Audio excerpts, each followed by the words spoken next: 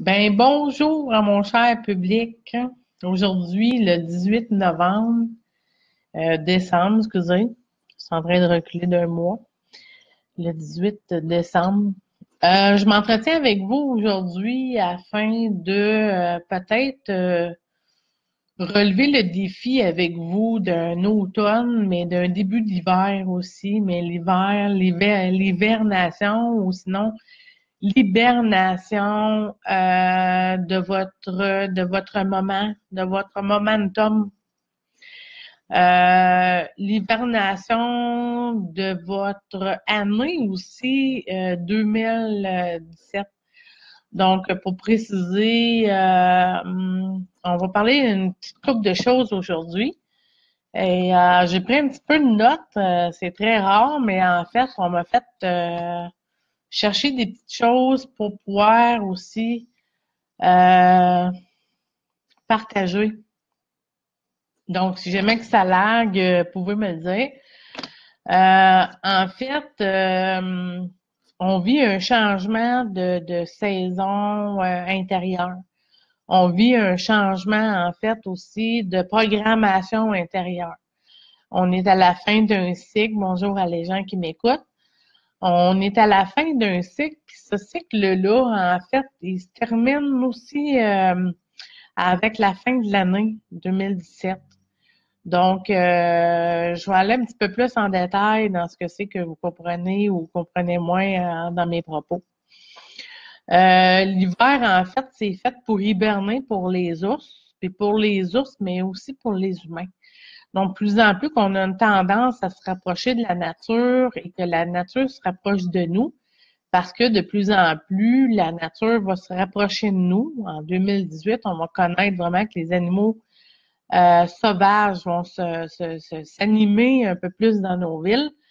Par principe qu'on on va se détacher un peu plus du mental pour revenir à notre source et eux vont faire aussi l'inverse. Donc, pour vous dire que les changements, oui, au niveau naturel, prennent de plus en plus forme dans notre quotidien. Il y a des gens qui vont conscientiser, qui vont parler même à leurs animaux, puis ils vont conscientiser aussi que leurs animaux leur parlent ou tout simplement, ils pensaient pas que les poissons rouges pouvaient parler. Par l'observation un petit peu plus de silence. Donc, ce qui m'amène à vous parler en fait de l'hiver. L'hibernation, sinon un contact avec ton silence, un contact avec en fait ton inconscient.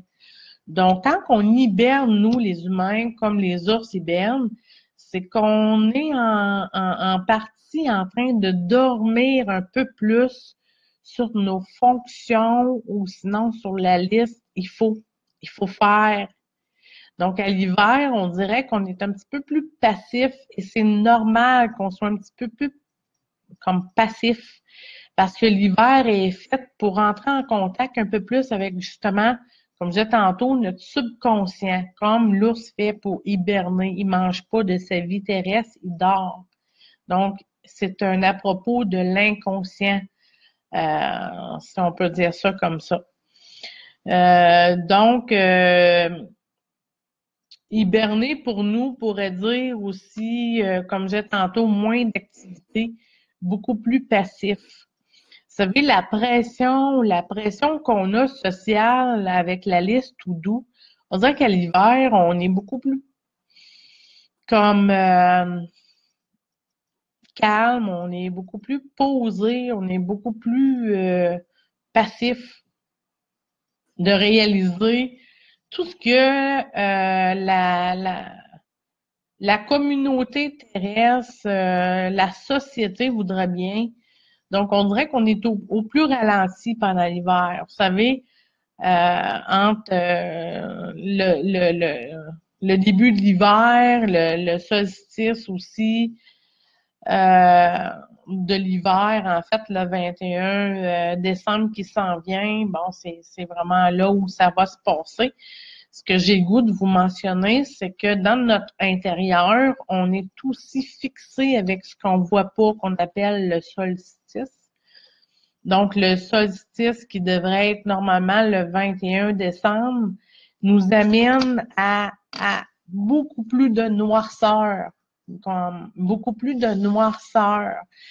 Donc, plus on vit dans la noirceur tôt, plus on se relâche de nos activités quotidiennes, plus on est comme fatigué. Donc, on a le goût d'hiberner un peu plus, hein, comme les ours. Ce qui est totalement normal. La seule chose, c'est que on a le goût d'hiberner, mais est-ce qu'en même temps, on a le goût de diminuer nos activités qui seraient tendance normale?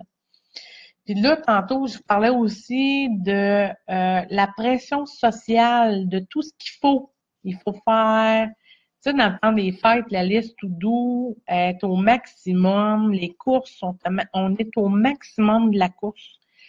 Donc, on s'aperçoit pas nécessairement que le solstice est là. Donc, dans mon propos aujourd'hui, j'aimerais vous nommer que le solstice, en fait, c'est de plus en plus de la noirceur. C'est fait pour qu'on soit encore plus avec nous-mêmes, hein? Notre profondeur, notre psyché, notre inconscient. Et c'est pourquoi peut-être on devrait profiter de ces moments-là pour s'intérioriser un petit peu plus. Il y a des gens qui disent, ben moi, là, je m'intériorise pas mal ces temps-ci. Et puis là, je vis beaucoup de solitude. C'est vrai, vous avez complètement raison. La solitude baisse des fois, mais des fois, la solitude vaut mieux que d'être entouré de gens qui sont un petit peu trop olé pour ces temps-ci. Donc, ça serait naturel de suivre un petit peu plus la tendance à se dégager un peu plus de tout ce qui est trop vite en ce moment pour aller vers un petit peu plus le ralentissement que le coucher de soleil nous impose par le solstice qui est tout près. Donc, on est en déconstruction en ce moment. En déconstruction, on va vers de plus en plus la noirceur pour que ça shift à un moment donné. Donc, plus on est en contact avec notre inconscient, on est en méditation avec ce que c'est qu'on a besoin de rencontrer dans notre profondeur ou dans notre silence, ça serait normal à ce temps-ci, OK? Étant donné que les gens sont sur une surconsommation en ce moment de tout ce qui est extérieur à eux, bien, ça se peut que le mois de janvier jusqu'au prochain cycle de l'équinoxe au mois de mars, qui va se situer, pour être précise, le 20 mars. On va peut-être faire des petites recherches. Donc, on veut préciser qu'on est à la fin, oui, de l'année, à la fin d'un cycle, mais on devrait plutôt profiter de ce solstice de changement énergétique intérieur. Donc, jusqu'au 21 décembre, on devrait être beaucoup plus passif, on devrait être beaucoup plus relâché de tout ce qui nous met de la pression. Vous savez, la dépression, pour parler de la dépression, dépression. Fait que c'est-tu comme à l'envers de la pression? C'est un jeu de mots, hein? Bon, la dépression. Bon, ben, tu sais, c'est défaire la pression. Fait que si pendant toute l'année, là, vous avez vécu une vie de pression, votre pression barométrique, là, intérieure est à quoi? Les jours d'hiver où il fait noir, là, où la pression barométrique dehors de toi est beaucoup plus basse, puis on a vraiment comme des tempêtes où on a un petit peu plus comme dans notre calme, dans notre passivité, plus de tempêtes de neige, plus de pression basse. Donc, qu'est-ce que ça fait au niveau de ta psyché? Qu'est-ce que ça fait au niveau de ta programmation? Je vais peut-être parler un petit peu d'anxiété après, Ashley. Rappelle-moi-le, OK? Quand on est en changement comme ça, à la fin d'un cycle comme ça, un cycle, dans le fond, global de vie. On délaisse des choses. Bon. On arrive à la fin du cycle aussi saisonnier. On va faire une pirouette à partir du 22 décembre pour en fait relâcher. Donc, si vous êtes très occupé par la période des fêtes puis que vous êtes pas mis à votre propre solstice intérieur dans la programmation personnelle du relâchement des choses que vous avez besoin de transformer. Vous savez, l'hiver, la nature est en dormance.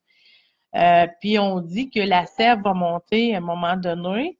Peut-être que votre sève a besoin en ce moment de calme à l'intérieur. Peut-être que vous avez besoin aussi de vous relâcher justement de certaines choses pour vous rencontrer un petit peu plus profondément. La dépression, on défait la pression. On a besoin de se camoufler un peu, puis de faire la remettre un peu, puis de rentrer dans notre grotte, comme les ours. Hein? On peut s'amuser avec la nature, mais ça nous parle. Donc, hiberner un petit peu pendant l'hiver, puis joindre un petit peu votre grotte, la grotte de votre inconscient, pour voir s'il n'y a pas des choses que vous voulez transformer pour janvier. C'est sûr que janvier, bon, ça arrive d'un coup. Ça arrive aussi pour des mois d'hiver un petit peu plus lourds où vous allez avoir peut-être tendance à vouloir vous intérioriser sur le sofa, tu sais, à prendre ça un petit peu plus calme. Mais si à l'intérieur de vous, votre petite lumière ou votre chakra plexus solaire ne vibre pas à son potentiel lumière, votre être solaire, bien, ça se peut que vous soyez désorienté par le fait que la lumière du soleil se couche plus de bonne heure. Donc, c'est comme si pendant l'hiver, on est remis à notre propre lumière qu'on a construit pendant l'année. On va vous laisser le temps un petit peu de comprendre ça. Pendant toute une année, là, on travaille beaucoup à l'extérieur. Est-ce qu'on travaille à l'intérieur aussi pour mousser notre lumière intérieure? Parce que pendant l'hiver, l'énergie du soleil, l'ensoleillement est beaucoup moins présent, on sait. Donc, on est remis à nous-mêmes. Est-ce que d'être remis à nous-mêmes, on a les blues? Est-ce que nos hormones sont top shape? Est-ce qu'on vibre en plein milieu de mois de janvier jusqu'à mi-février? Est-ce qu'on est topé au niveau vibratoire? Pas nécessairement. Donc, pourquoi je vous parle de la dépression? C'est parce qu'à un moment donné, on a besoin de dépressionner des choses. Je vais redire ce que je dis là. On a besoin de dépressionner des choses. Pendant l'hiver, la pression barométrique diminue, puis la nôtre aussi. On dirait qu'on a moins de challenge, moins de force, moins de pouvoir extérieur parce que c'est une période plus intérieure. OK? Donc, si vous comprenez un petit peu juste cette partie-là, ça peut vous aider aussi avec le changement d'ensoleillement. Bon, c'est sûr que oui, c'est un temps d'hibernation intérieure. C'est un temps où on se recroqueville un petit peu mais on doit se transformer aussi pendant cette période-là, pas juste être d'une passivité. On doit être en train de construire intérieurement un relâchement de quelque chose qui fait plus notre affaire. C'est quoi les cycles qu'on a besoin de relâcher? À partir du 22 décembre, ça se peut que vous n'en preniez pas vraiment conscience parce que vous êtes trop occupé dans le verbe « je m'occupe ». Mais en dedans de vous, vos hormones puis votre ensoleillement, ils vont vous parler à un moment donné au mois de janvier, ce qui est totalement normal. Et c'est pour ça souvent qu'il y a des gens qui disent, ben moi, au mois de janvier, je m'en vais m'entraîner, au mois de janvier, je fonce dans le tour, j'arrive avec des objectifs, j'ai besoin de me mettre en forme. Bon, ben c'est ça. Donc, tant qu'on veut libérer le vieux, on veut faire une peau neuve, on doit penser qu'on doit travailler avec les solstices, les équinoxes aussi. Quand on va arriver au mois de mars, on va être rendu intérieurement dans un équinoxe. Ça veut dire que tout ce qu'on a travaillé dans notre grotte douce, là, qu'on a caverné un peu plus, là, ben comme les fleurs, on va sortir vers l'extérieur, on va exprimer dans le fond notre transformation. L'hiver, c'est un cocooning time. Là, on va festoyer dans le fond pour le temps des fêtes. Ce qui a été votre année énergétique, ce qui est en train de vouloir réveillonner, c'est beaucoup plus peut-être dans l'emphase où tout ce que vous avez accumulé, que vous êtes prêt à laisser entre le solstice et l'équinoxe, ben c'est ça la fête. Vous avez vécu des choses au niveau conscient. Là, ça va se vivre un peu plus de façon inconsciente jusqu'à temps qu'on change de saison, autrement dit. Si vous avez des questions, si vous pognez des downs, OK? Mettons comme Roger, tu dis, ben, je pogne des downs. Là, il y a la solitude, puis il y a la solitude. Il y a des gens qui viennent en consultation ces temps-ci, puis ils me disent, écoute, ça n'a pas de bon sens. Ça fait des années que je vis tout le temps Noël pareil. Je suis tout le temps seule, où il y a tout le temps les mêmes gens qui m'invitent ou que j'invite, mais on dirait que même avec eux autres, je me sens seule. Oui, c'est vrai. On dirait qu'on a bâti, là, 30 ans, des parties de Noël, puis on se souvient c'est quoi la vraie affaire, la vraie joie, la pureté de. Puis ça a été un bon temps, là. Puis là, on cherche ce bon temps-là. Hein? Vous direz, c'est bizarre, mais c'est comme ça. On cherche le bon vieux temps. Mais dans le bon vieux temps, là, qu'est-ce que vous avez vécu est répétable en 2018, en 2017, fin d'année. C'est répétable, là. Il faut juste se souvenir de c'est quoi l'émotion qu'on a vécue qui nous manque dans le bon vieux temps. OK? Mettons que c'est les valeurs qui manquent sur la sincérité. Une chose, prenez note, OK? Je vais vous donner le temps de prendre un crayon, un papier. Sinon, réécoutez la vidéo. Il nous manque la sincérité dans les parties. Il nous manque la pureté aussi de pourquoi les parties. Il nous manque aussi c'est quoi la raison pour laquelle on vit encore les rituels de se rencontrer. C'est quoi les vrais Noël? Qu'est-ce qui se passe réellement en dedans de moi? Bon, là, il y a des gens là, qui sont en train de changer là, de la programmation de l'automatisme. Puis la programmation de l'automatisme, qu'on est tanné de faire les choses toujours de la même façon, toujours s'asseoir de la même fesse, toujours se coucher sur le même bord du lit. On est en train de changer ça. Fait que ça se peut qu'on ait le goût, royalement, de changer le party de Noël pour d'autres choses.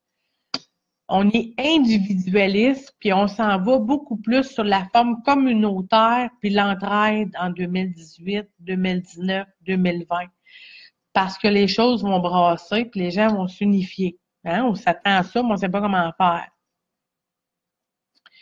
Quand il y a un party de Noël, là, il y a 30 ans, c'est sûr qu'on faisait venir du Kentucky, ou c'est soit qu'on faisait venir de la pizza. Ça se peut qu'on fasse encore ça. Mais depuis 15 ans, on fait des potlucks. Remarquez, on s'unifie ensemble pour dire « Hey, est-ce qu'on fait quelque chose ensemble ou c'est encore la même qui va leader le party, qui n'aura pas vu la soirée, qui va se coucher et elle va être brûlée? Est-ce que c'est encore juste la grand-mère qui fait les 60 gâteaux, puis les 32 tartes, puis les 64 tortières? Ben non, on a changé la formule, on fait du potluck. Hein? On fait du potluck dans le temps des fêtes. Tout le monde s'y met. On s'en va là. La progression de tout ce qui est communautaire va prendre l'amplitude parce que notre sens communautaire va prendre l'amplitude de façon personnelle. On va vouloir faire les paniers de Noël, on va vouloir faire du communautaire pour aider la société. Parce qu'on sent que c'est important de donner autant qu'on reçoit. Donc, notre pression, comme je disais tantôt, notre pression barométrique intérieure diminue, on sent qu'on a de la lassitude, on sent qu'on pogne des downs, comme Roger nommait tantôt. Qu'est-ce qu'on fait avec ça? Je vais vous parler des choses comme les organes de rein. On va y aller un petit peu plus avec l'école. Bon, la fille qui est très médium est aussi peut-être scolarisée aussi, tu sais. Bon, fait que finalement, pour vous donner un petit peu de vue globale, je suis pas docteur, mais j'opère, OK? Je veux m'amuser avec vous autres de comprendre des petites choses de base pour peut-être amener un petit changement, une petite chose. Puis là, c'est encore dans cette vidéo-ci, toujours en respect avec le libre arbitre, le libre choix. OK? Bon. Ce qui veut dire que vous êtes complètement autonome de vous rendre en santé. Puis je peux vous donner des suggestions, mais ça demeure que des suggestions. OK? Bon. L'hiver, c'est fait pour hiberner, c'est fait pour déconstruire. Puis entre le solstice du 21 décembre jusqu'à l'équinoxe du 20 mars, on a une dépression énergétique. Puis il va falloir composer avec ça. Les gens qui font la dépression vont dépressionner énergétiquement. Mais comment faire pour pas trop descendre notre niveau de vibration pendant cette laps de temps de déconstruction, de transformation intérieure qu'est l'hiver, pour faire en sorte que quand on arrive le 20 mars, comme les tulipes, on sort de notre enterrement. Donc, il y a des choses qu'on peut faire pendant l'hiver pour passer à travers. Il y a des personnes âgées, j'ai travaillé aussi avec les personnes âgées. Ils ont-tu hâte que ça finisse l'hiver? Parce qu'ils sont obligés de s'intérioriser, ils sont déjà trop intérieurs parce qu'ils sont moins mobiles, et tout et tout. Donc, ça se comprend. Nous, on est beaucoup plus mobiles, imagine, on trouve ça dur des fois. Les organes de rein, les surrénales.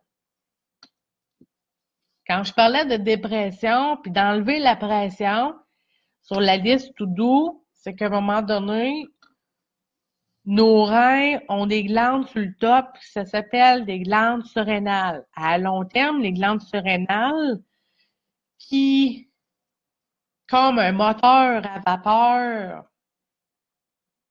travaillent avec beaucoup trop d'amplitude.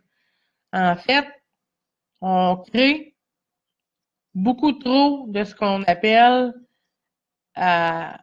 l'adrénaline. Bon. Les organes de rein, sur le dessus, les glandes surrénales sécrètent énormément d'adrénaline. L'adrénaline, c'est une hormone de secours. Puis là, dans notre vie, là, on est pas mal 365 jours par année sur l'hormone secours. Au secours. Au secours, il faut se dépêcher. Au secours, on est tout le temps sur l'adrénaline. Ce que ça fait une combustion. Le moteur à vapeur combustionne beaucoup trop d'adrénaline. Ce que ça fait, c'est que ça pollue ton intérieur comme si c'était une cheminée qui est encrassée, puis encrassée, puis encrassée par ce qu'on appelle le cortisol.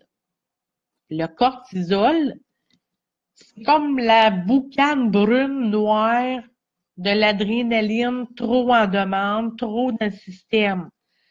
Donc, on pourrait dire que le cortisol, c'est le ramonage qu'on ne fait pas nécessairement, la combustion qui est dans nos cellules, en fait. OK? Trop de cortisol affecte le cerveau. Là, faites vos recherches. Faites vraiment vos recherches. Le cortisol, en trop dans ton système, affecte ton cerveau. Tous les gens dépressifs ont trop de cortisol dans le système. Donc, quand on relaxe nos hormones, quand on relaxe notre pompon, on donne un peu plus de vacances à nos glandes surrénales de cette forme d'adrénaline du verbe faire pour avoir, pour bien faire. Ben c'est ça. Fait qu'à un moment donné, trop de cortisol affecte au niveau de l'esprit, affecte au niveau de notre volonté aussi. Donc, ça nous donne un petit peu moins de powerful. Pour contrer ça, il y a des choses que vous pouvez faire de façon naturelle. Et là, je vais vous mettre au défi. OK? Pour contrer, en fait, ce genre de combustion-là, prenez soin de vous autres. Plus. Plus. Là, il n'y a pas d'égoïsme, là. Prenez soin de vous autres. Prenez des bains. Un peu plus cet hiver, prenez des bains. Mettez de la musique relaxante. Initiez-vous au yoga. L'équilibre entre le corps et l'esprit. Le yoga. Puis là, je vous dis, là, je sais qu'il y a une tendance à croire que pour faire du yoga, il faut être flexible, là, mais c'est à l'envers. C'est le yoga qui va te rendre flexible. Okay? Puis le yoga, c'est pas que tu te mets la tête à l'envers puis les jambes dans les airs. Le yoga, il y a une approche douce aussi. OK? Puis c'est pas tous les gens qui vont faire cette approche douce. OK? Mais ça existe ici, en fait, au studio. Donc, on a une pédagogie inversée. On est à l'écoute du client, de où il part pour se rendre à quelque part. Donc, c'est la même chose avec le Zumba, en fait. Si, exemple, tu ne bouges pas assez dans ta période de dormance, qui est l'hiver, ben ça se peut que ta combustion de stress, de solitude pèse beaucoup trop, puis que finalement, tu touches le néant. Comment faire pour remédier ça? Participer à des choses qui vont t'apporter puis supporter l'amour, la joie. Te donner un horaire fixe à toutes les semaines où tu t'impliques dans quelque chose qui va rendre la joie, qui va rendre au prochain. Mais tout aussi en te faisant du bien principalement. Hein? Donner surtout. OK? On peut donner du temps, garder des enfants. On peut donner du temps pour un organisme, pour faire quelque chose. Il ne manque pas d'organismes dans la société pour prendre un petit peu de votre temps, si c'était le cas. Le sport. Tu sais, là, il y a des gens qui vont dire, ben moi, j'haïs l'hiver. Ben, je pense que quand on incarne le corps humain, on doit apprendre à aimer tout. Même à faire la vaisselle, comme je le dis souvent. Méditer en faisant la vaisselle, puis réchauffer tes mains, puis ton corps finalement au complet, ça fait du bien. C'est une transition entre je mange, je remercie, puis je m'en vais faire d'autres choses après. Donc, faire du sport, puis aimer l'hiver. On doit apprendre à aimer ce qu'on n'aime pas. C'est ça que je veux dire par la vaisselle. Puis je m'amuse aussi dans les conférences à nommer des choses comme ça. On doit aimer l'impossible. Hein? Parce que c'est en aimant l'impossible à l'extérieur qu'on apprend à aimer notre impossible intérieur. C'est cool, hein? C'est plate ce que je dis là, mais des fois, c'est la solution à l'équilibre aussi, OK? Donc, tout ce qu'on repousse revient, tu sais. Donc, apprendre à aimer l'hiver. Bon, ça se peut qu'il t'arrive, là, en date d'expiration, là, puis tu as besoin de changement, ben c'est le bon temps. Arrive au solstice, c'est qu'est-ce que tu relâches pour peut-être qu'est-ce que tu vas peau neuve, hein? Fait que on se transmute, on laisse la vieille peau jusqu'au 21 décembre. 22 décembre, ben écoute, la vieille peau tombe, puis elle va prendre l'hiver pour tomber. Puis pendant ce temps-là, il y a une nouvelle peau en dessous qui se crée. Puis ça, c'est qu'est-ce qui va sortir en ton printemps prochain. Donc, peau neuve. Tu peux apprendre à délaisser les choses que tu n'aimes pas pour réapprendre à aimer. à aimer les choses à l'extérieur comme l'hiver. Peut-être qu'on n'aime pas l'hiver parce qu'il y a plein de raisons. Tu sais, il faut vraiment s'habiller encore plus, puis il faut se botter plus, puis il faut se pousser plus dans le derrière, tu sais, parce que la pelle, elle se bougera pas toute seule, puis le 2 pieds de neige non plus, puis bon, on est dans d'autres sortes d'obligations. Mais si tu sortais le matin ou si tu te mettais le museau dehors un petit peu là, pour apprendre à aimer l'hiver, puis te reconditionner intérieurement avec apprendre à aimer les choses, hein, ça pourrait faire que ton printemps soit beaucoup plus joyeux, puis que tu passes à travers l'hiver de façon beaucoup plus optimiste. Une autre chose, en fait, que je peux vous suggérer, par principe de ce que je connais par moi-même, je peux vous proposer aussi un supplément. Par expérience, hein, les suppléments de vitamine D. Le cerveau aime ça. Supplément de vitamine E, hein, donc on en a besoin aussi. Puis je pourrais dire aussi que toutes les gens, ou à peu près toutes les gens qui font des dépressions, souvent le magnésium n'est pas très haut. Donc, sur une base, peut-être que vous pouvez vous faire suggérer soit dans un petit endroit comme ici à Gatineau, Gagnant Santé. Hein? Fait qu'on plug Gagnant Santé qui est quand même un endroit pour aller chercher des choses avec des conseils précieux qui sont aussi mis et mis chez Gagnant Santé. Donc, quand on gagne en santé, ben, le soleil est à l'intérieur. Puis quand on perd en santé, ben, c'est sur la carte soleil qu'on a le soleil. C'est bonne, hein? Je vais répéter ça. Quand on gagne en santé, c'est le soleil intérieur qui grossit. Puis quand on perd en santé, ben, c'est sur la carte soleil dehors de nous que le soleil s'imprime. OK? Donc, pour gagner en santé, profitez le plus possible de changer vos activités quand il y a du soleil. Ça veut dire que si vous avez prévu des choses dimanche puis qu'il fait beau samedi, bien, faites donc à l'envers. Bon, partez donc pour faire une randonnée au soleil. Profitez de toutes les vitamines soleil naturelles.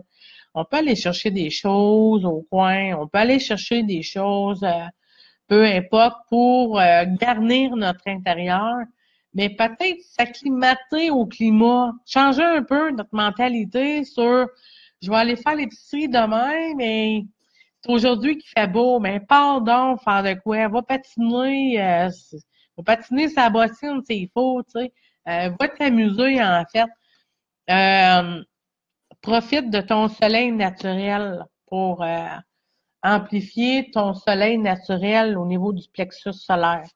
Le soleil, en fait, naturel, lave ton troisième œil, lave les idées. C'est pour ça que quand on est en contact avec le soleil, on a les idées plus claires, on est plus joyeux parce que, en fait, le soleil extérieur vient laver aussi ton troisième œil et tout ce qui le combustionne à l'envers. Donc, tout ce qui t'empêche de voir clair dans ton troisième œil, le soleil peut laver ces conditions de petites saletés ou de petites impuretés qui t'empêchent de voir clair. Donc, choses et d'autres au niveau des propriétés de ce qui te manque, comme les sels minéraux. Vérifier tes sels minéraux. Autre chose aussi, toute activité qui va faire en sorte que tu vas s'ancrer. Vous savez, j'en parle souvent dans les vidéos, comment c'est important de s'ancrer, parce que plus on travaille l'ancrage, plus on a l'esprit libre. Ça va ensemble. Donc, prendre une marche, travailler avec la loi de la gravité, sauter sur place à tous les matins, 5 minutes de temps, ça demeure excellent pour relâcher. Tantôt, Ashley, tu me demandais pour l'anxiété. L'anxiété, c'est quoi? C'est un trop plein d'énergie en dedans, puis je sais pas quoi faire avec. L'anxiété, c'est des fois avoir beaucoup de lumière qui nous transperce intérieurement sur les petites réalités à relâcher. Puis on dirait qu'on sait pas quoi faire avec l'anxiété. Mais la meilleure façon, en fait, de travailler avec l'anxiété, c'est de travailler avec le cardio. Si, exemple, tu souffres beaucoup de l'anxiété, c'est parce que tu vis dans le futur.